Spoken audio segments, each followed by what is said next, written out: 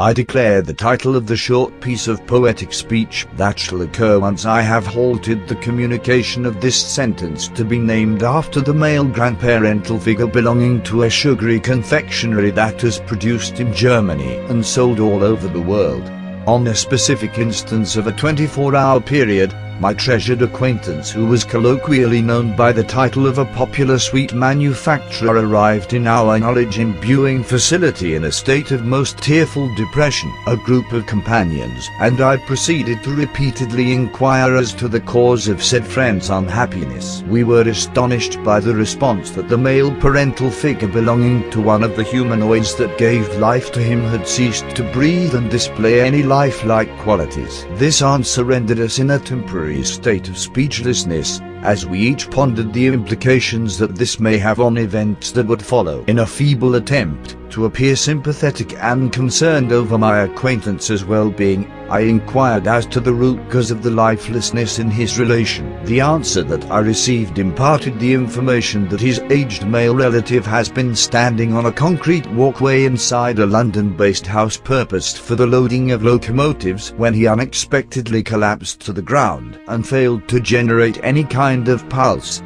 respiratory actions, or other such symptom of the presence of life. The revelation of this chain of events caused my unfortunate befriended person to reignite his unhappy wailing. I do recall the late male relation of our discussions was a most pleasant and friendly character, and possessed a wooden structure located in his housing establishment's turfed recreational area, which was home to an unspecified number of metallic containers that housed small threaded devices for the purposes of attachment of wood, plastic and other solids. I am reminded of a female who gave birth to one of those whom I consider my parents to also be a warm and accommodating human being, as she provided unto myself and a fellow male member of my family devices for the easier attachment of footwear to the appendages at the base of our legs.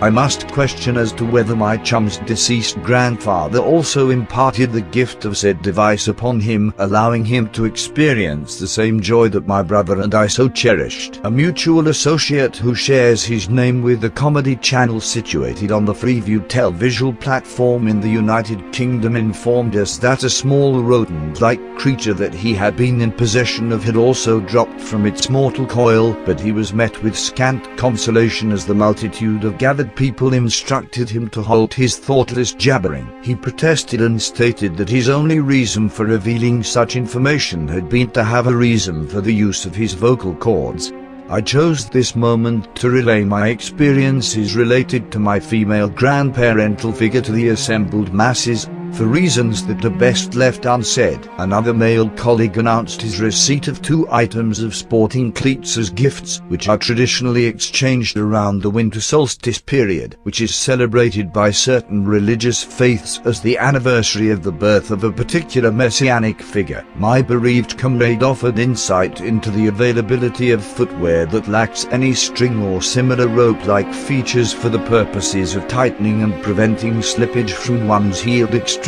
Myself and the gathered population offered unquestioning agreement for the truth that had been spoken, and reassured our melancholy associate that he had made a valid point. Had he not been in such a state of bereavement, it is highly likely that we would have been unscathing in expressing that such a factoid was blatantly obvious, and it was particularly insulting that he should suspect that our minds did not possess such elementary knowledge. However, on that singular occasion we chose to offer no such protestings, and merely recognized the statement with affirmative head movements and reassuring concurrence.